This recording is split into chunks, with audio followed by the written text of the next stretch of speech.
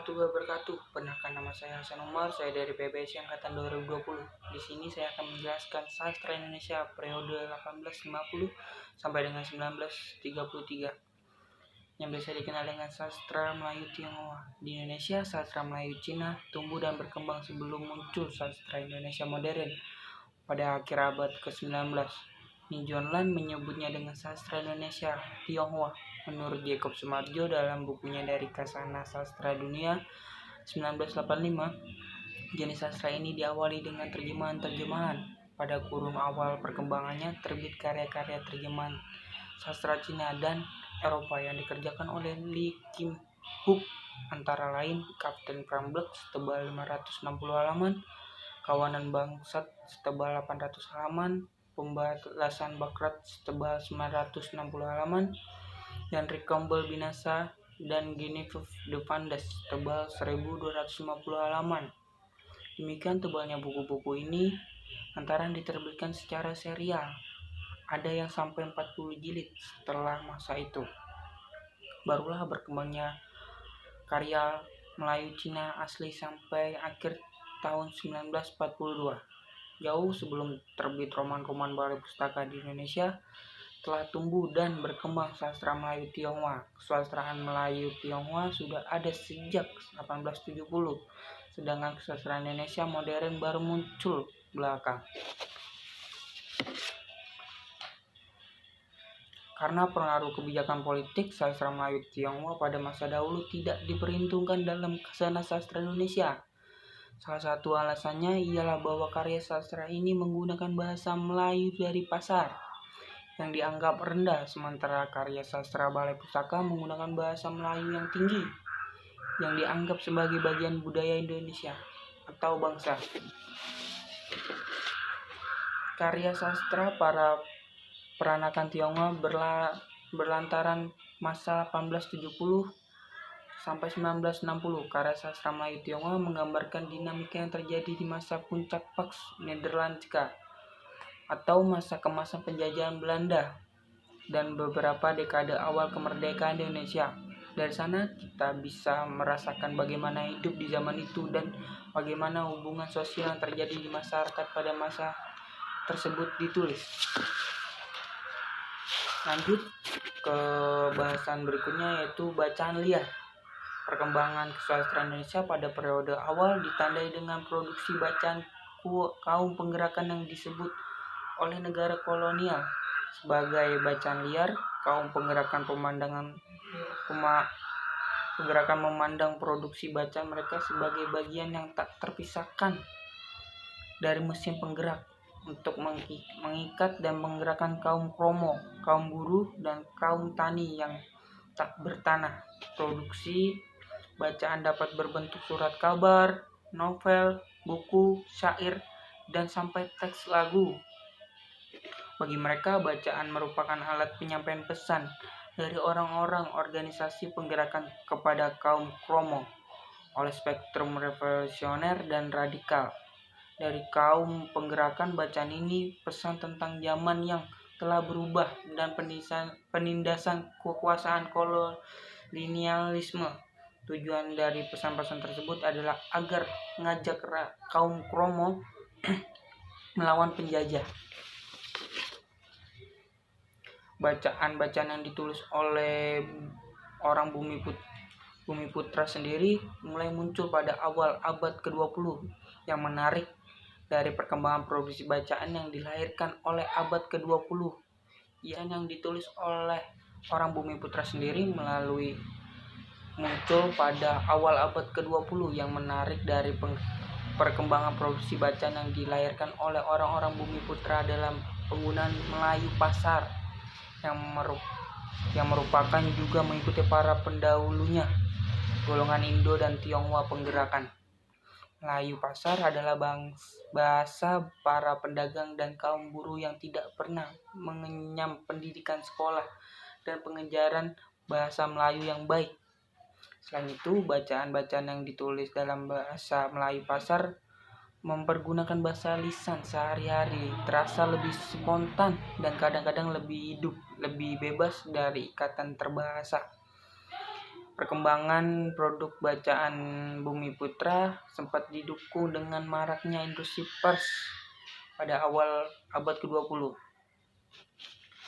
Pemahaman bacaan liar akan komprehensif apabila kita baca karya-karya pemimpin penggerakan seperti Raden Darsono yang melakukan perang suara atau perang pena dengan Abdul Muis. Serangan Darsono terhadap Abdul Muis berjudul Muis telah menjadi budak setan Oang, atau karya Darsono yang lainnya yang menentang peraturan kolonial yang berjudul Pengadilan Panah Brajun, dan juga karya Samuel Hikayat Kardun, buah-buah karya di dalam penjara. Orang-orang pertama kali merintis perlunya bacaan bagi rakyat India yang tidak terdidik oleh gaya penulisan bacaan politik yang dipelopori oleh Tirto, kemudian diikuti oleh para pemimpin penggerakan umpamanya Mas Marco Kartodikromo dengan Cipto Mangunkusumo yang sama-sama memperintis jurnalis dan sama-sama kukuh memegang prinsip pergerakan sekalipun keduanya berbeda dalam pemandangan pergerakan. Lanjut ke pembahasan berikutnya, sastra koran. Perkembangan kesusastraan Indonesia tidak dapat lepas dari peranan koran ataupun surat kabar. Surat kabar mulai menunjukkan perannya dalam menopang kehidupan sastra dengan banyak melahirkan penulis-penulis novel dari kalangan wartawan. Ini bahkan dapat dilacak sejak terbitnya surat kabar pertama yang menggunakan bahasa Melayu dengan tulisan Latin, yakni surat kabar bahasa Melaju tahun 1856 dan beberapa surat kabar lainnya. Sudah itu yang memunculkan penulis-penulis Tionghoa. Penulis-penulis kemudian melahirkan sastra Melayu Tionghoa baik berupa karya asli, saduran maupun penerjemahan. Di dalam rentang panjang sejarah sastra Indonesia, evolusi sastra koran dapat dilacak. Di dalam rentang panjang sejarah sastra Indonesia, evolusi sastra koran dapat dilacak sejak masa prasastra Indonesia modern. Awal abad 20-an diketahui surat kabar Medan Prijanji dari Bandung yang memuat cerita-cerita bersambung berbentuk roman. Pada zaman penggerakan, seorang revolusioner seperti Samuel Darsono, Marco juga seorang jurnalis, banyak waktu yang mereka digunakan untuk menulis artikel, menyunting dan mendistribusikan surat-surat kabar kecil. Dengan surat kabar dan barang cetakan lainnya, kaum kromo dapat dibentuk kesadaran kolektif untuk membayangkan masa depan yang mereka hadapi. S1 Semarang menerbitkan Sinar Hindia yang peredarannya mencapai 20.000 hingga 30.000 eksemplar.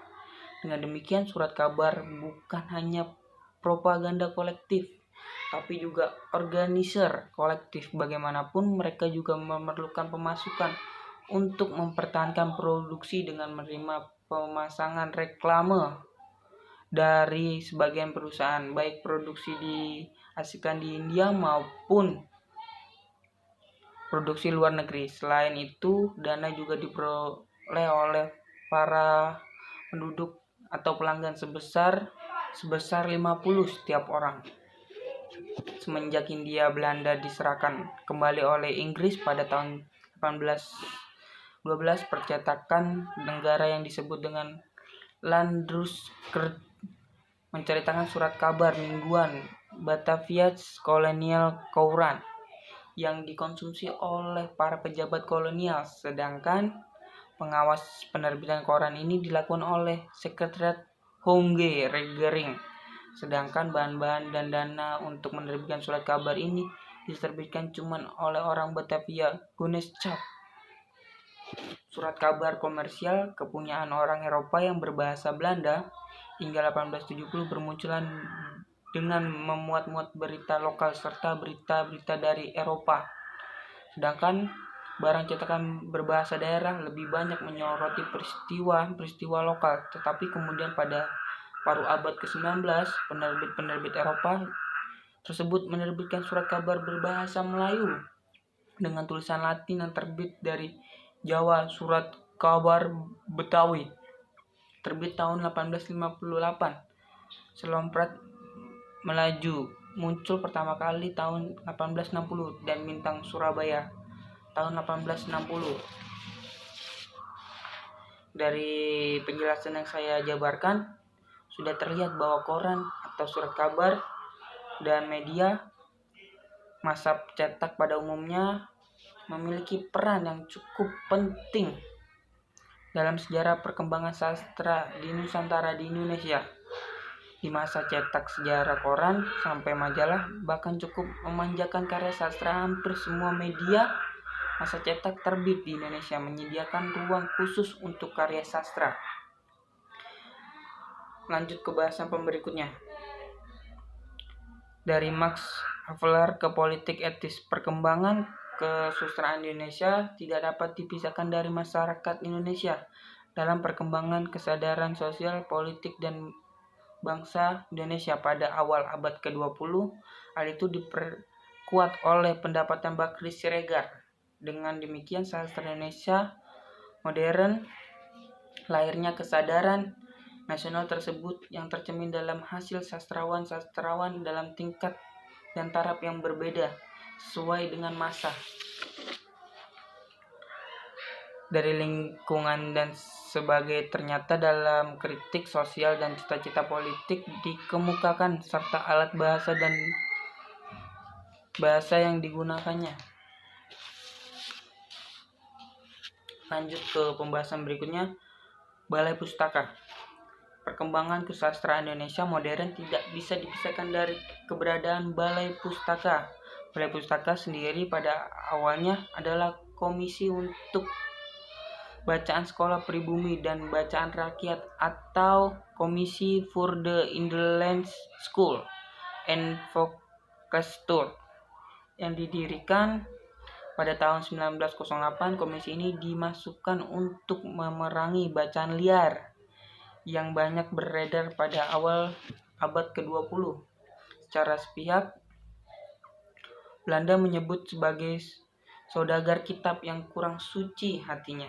Penerbit tidak bertanggung jawab, agiator dan bacaan liar lain juga memerangi pengaruh nasionalisme dan sosialisme yang mulai tumbuh subur di kalangan pemuda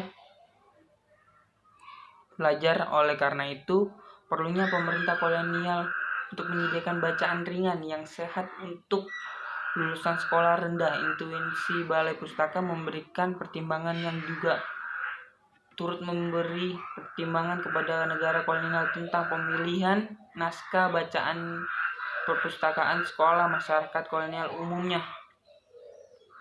Pengurusan terdiri dari 6 orang yang. Terima kasih dari saya. Jika saya ada salah kata saat menjelaskan, saya mohon maaf. Wabillahi taufiq wal hidayah. Wassalamualaikum warahmatullahi wabarakatuh.